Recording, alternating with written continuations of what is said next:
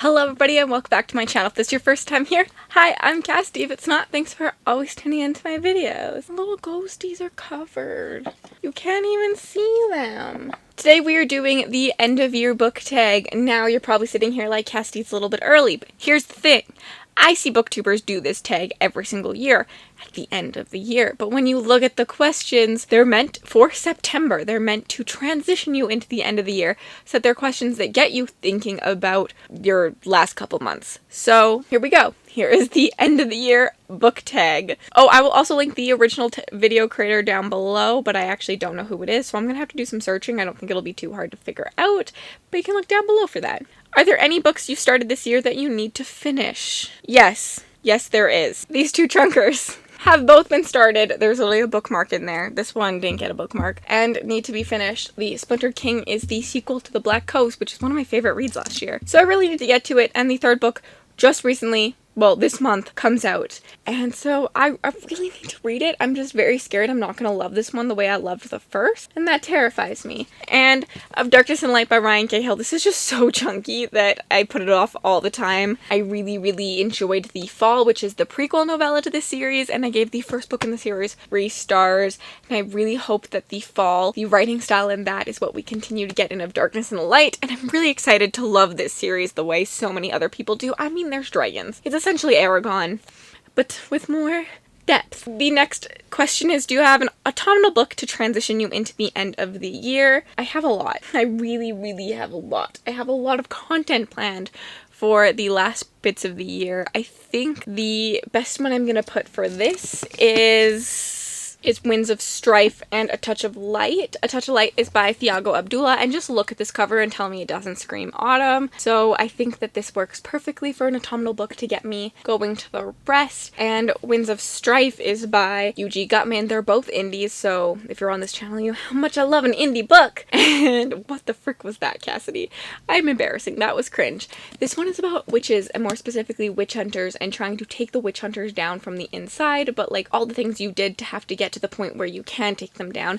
These are actually both featured in a vlog coming soon where I read fantasy books that scream fall to me, which is why I think that they are perfect fall transition reads. Other than that, we have spooky reads that get me to the end of the year. But yeah, I love fall, so lots of my vlogs this year are fall-based. I think these ones will do really good. There's griffins in this one. Okay, there's griffins. What more can I say? Is there a new release you're still waiting for? The next book in the God King Chronicles I am still waiting for, technically. And the next Amari book at the time of recording this I am still waiting for. As well as, technically I've bought The Clown in the Cornfield 2, but I haven't read it yet. That was a really big release. I'm not super on top of new releases at the time. I typically look at them at the beginning of the year and then just completely forget to look again. So I'm not the best at new releases. Those are some that I'm interested in. What are 3 books you want to read before the end of the year? 3? I can only choose 3. There's so many. I want to say I have an arc of the last book in this series. This doesn't come out till, I want to say, January of next year. But I have an arc of the 3rd book. This is not the arc, this is the 1st book. I just have an E-arc, and I really want to read that by the end of the year so I can get a review out and pretty much just shout this trilogy from the rooftops once I've read it all and completed it, because I love it. Ashes of the Sun follows a brother and sister. The sister gets taken when she's quite young to work for the rebellion. The sister gets taken when she's quite young to work for the Empire, and the brother then despises what happened, the tearing apart of his family that the Empire does. Then he goes to work on the rebellion side to take everything down, and it's beautifully written. It's very sci-fi inspired. Like, it's a fantasy book, but there's a hybrid in there with sci-fi, and the magic system is very like Star Wars. It's incredible. This bad boy I would really like to read. Rooney Kings is one of my favorites of last year as well, and the beginning of this year. But I don't know how I haven't read this book yet. This is the 4th book in the series, especially with the cliffhanger of the 3rd book. How have I not got into this one yet? Rooney Kings follows Kieran, who figures out that he is actually the son to one of the royal lines, and that he's destined for greatness and everyone kind of wants a piece of him. There's the royalty that wants a piece of him, there's the brotherhood that wants a piece of him, the demons want a piece of him. Like, he's just Kieran, and he could be destined to save the world, but he also could be destined to destroy it. It's kind of fun. It's very convoluted, it's fun, it's done with a lot of humor, and there's a gimmick in here with there are. I thought there was no footnotes, but there are. There just isn't as many in this, I don't think.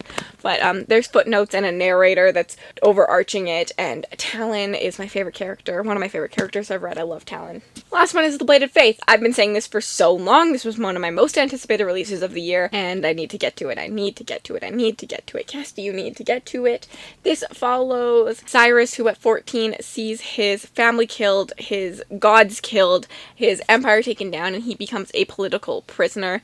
And so when he's older, he is then given the chance to kind of help the rebellion, but being a figurehead for the rebellion isn't all that it cuts out to be. And I think this one sounds really good. It'll be my first David Douglas, and I'm very excited to try it, and hopefully love his writing. I have read the first chapter of this, and I think I predicted a 4-star off of that, and I'm just excited, and thank you, Orbit, for sending me a copy, even though I haven't read it yet. Is there a book you think could still shock you and become your favorite book of the year? That's hard. That is hard. Okay, we have a couple. I have a couple, okay?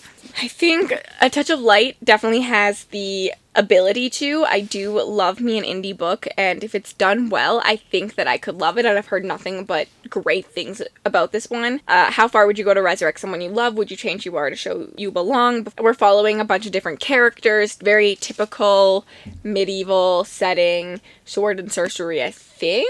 There's a warrior, a prince, a gifted hunter, and a terrifying foe creeps near, and the people of Avern must fight to save it. Maybe The Shadow of What Was Lost, which is the Backlist Book Club pick, so I have to read it in October with a live show in November. You can follow us on Instagram or on Twitter for more updates. And this one follows a world where there was these magical godlike beings called the Augurs who were overthrown and killed, but people with their bloodline are called the Gifted and have these magical abilities, and they're kind of like looked down upon still now in society because of the Augurs, and we're following a main character who is this gifted and is kind of like a slave now, I believe, and just like his journey for freedom, and an ancient enemy begins to stir, and there's a bunch of fates intertwined, and this one sounds super good.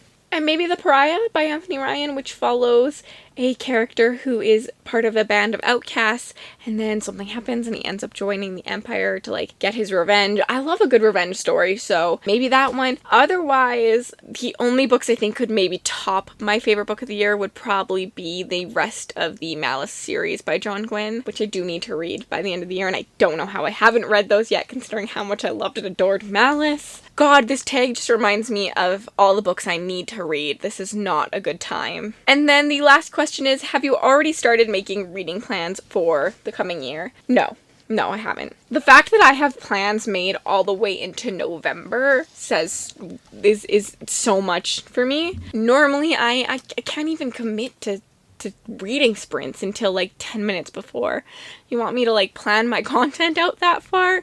I say this, but I have ideas. I do have a lot of ideas. I've been starting to make lists of like the end of the year content. So like obviously we're gonna have like the top 10 favorites, the least favorites, the most surprising, the most disappointing. I know I want to do a category just for indie this year, and all of those things. So like I do have that kind of content plan, but that's like very like broad. I just have like the ideas of the videos that I need to, and then sometimes I'm putting in books just because like I know this book will be on my worst of the year, I know this will be on the best of the year, but not like super extreme or extensive. But I do have all of my vlogs planned out for September and October, and I have 2 vlogs planned out for November, and maybe three. So I do have a lot of my reading plans planned to the end of the year, which is a lot, and we're going to see how much I can do without burnout, but nothing planned for next year.